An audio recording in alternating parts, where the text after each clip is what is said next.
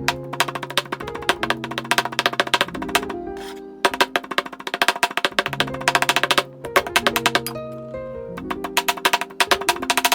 know how to season. She got all the flavors. Make you fall in. Hey guys, welcome back. Welcome to another video, guys. How you all doing? It's weekend again, and I'm here to share with you a very interesting video. So over time, I have gone back to read all of my comments, and I have been seeing very interesting questions, but this one is what I'm answering today. So this person actually said she used my small chops recipe from A to Z, and she's so happy about it. Like, it came out really nice and everything is going well. She's in business with it, and yeah, she's very happy. But one thing she complained about, even if she have rewatched the video and made corrections, but and somebody else in the comment section also commented on her comment to tell her what to do after also watching the video, because trust me, every detail you need are in my videos, else you didn't watch it, you get, or you didn't notice it. But yeah, she have already gotten what she want. Somebody else commented and she got the whole stuff. But I just want to make this video to also explain to those that are just new to my channel, because I want to carry everyone along, so you all have to learn as well. So this is what she asked. She said when she finished making her spring roll filling, she didn't have problem with the samosa filling. She's talking about the spring roll filling. So she said when it's time for her to wrap it, that the liquid from the cabbage is always leaking on the sheet, of which I made it in that video that when you are done frying or making your spring roll filling, you need to put it in a colander, which is a sieve, and sieve out all the excess water. You will see all the water coming out almost immediately, and once you are satisfied like it's dry enough, then you can put it in a plate and put it in your fridge or use it right away. So in this video, I'm just making a fresh batch of spring roll filling just to explain to you that particular part. For those of you that are just joining, or those of you that will be seeing this for the first time, go to my channel, check the playlist of small chops business in Nigeria, and you'll find tons of videos there that will lead you straight to your business, and you'll be very, very happy about it, just the same way this lady is happy. So what I did in the beginning, I added a bit of vegetable oil to a pan big enough to accommodate your cabbage and carrots. I added some onion, like straight sliced onion, and then I spiced my onion with some ginger, garlic powder, seasoning powder, curry. You can put thyme if you want, it's your choice. So you just want to go ahead and do your thing, like spices the way you want. So add your cabbage, add your carrots. This ratio, there's no particular ratio. In this video, I was actually managing carrots because I wanted to make this video, but I didn't have enough carrots, and I still need to reserve some for my samosa filling.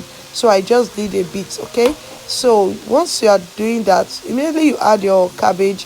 Go ahead and start stirring, making sure the oil is well combined to your cabbage and your carrots. So after which, taste it and see if you still need more spices, or you don't even need to spice your onion. You can spice it just the way I'm doing it, like after adding your cabbage and your carrots. Go ahead and spice it.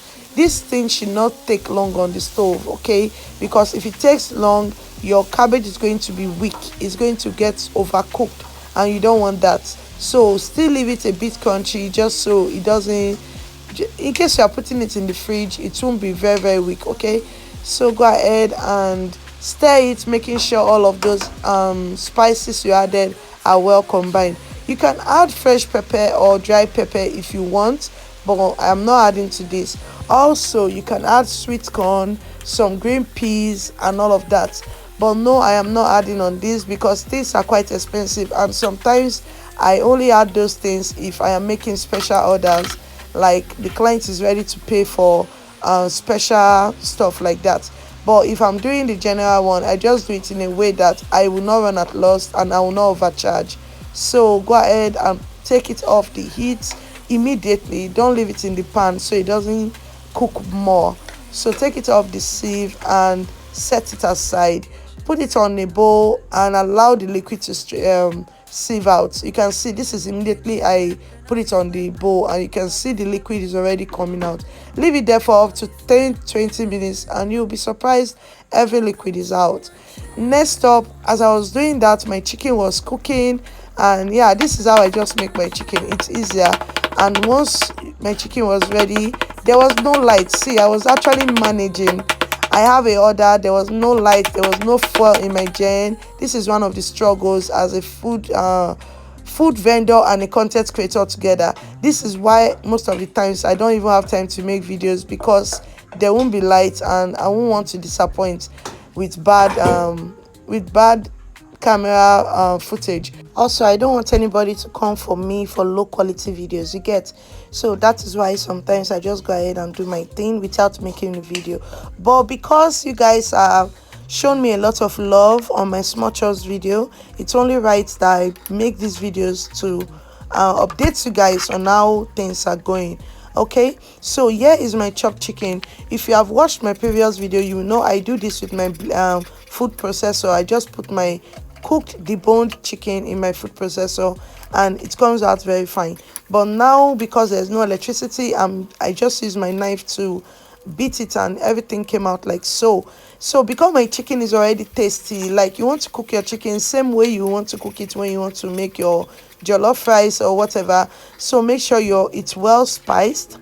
So that's what I did, and because my chicken is well spiced and it tastes really nice, all I added to this was some dried chili powder, so just for some heat. Okay, and once you are done adding that, just make sure you are stirring so it doesn't burn. Stir until all of the moisture is out. You know, the moisture from boiling, you want all of them out. You want your chicken to be dry like so. Okay, just keep stirring so it doesn't burn. This can actually burn easily. So once you are done with that, go ahead and introduce some veggies. Again, you can add some sweet corn, some green peas and spring onions, whatever veggies you have, you can add it to this. It will actually make it like more, you get. It can actually, those veggies can actually increase the size, but I don't have them. In fact, I didn't plan to add them to this particular batch.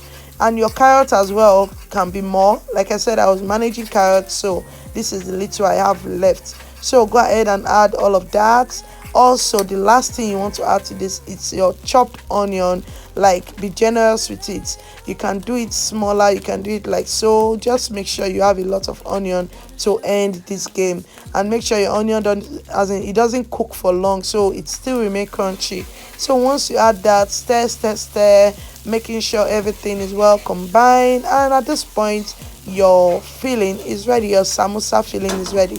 Mind you, this is the chicken filling. There's a beef filling is in my channel already. You can go and watch that. The process is actually different.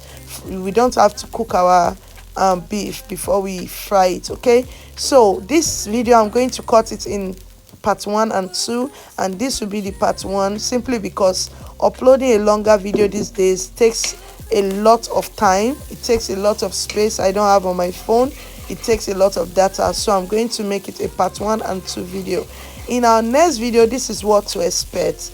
A lot of people ask me as well if my liquid method of making the wraps, if it can be stored and maybe wrap later, like if you can just make the wrap, store it and wrap later. So in the next video you'll be seeing, probably on Monday or Wednesday next week, it will be telling you how you can make the one that you can keep and wrap later.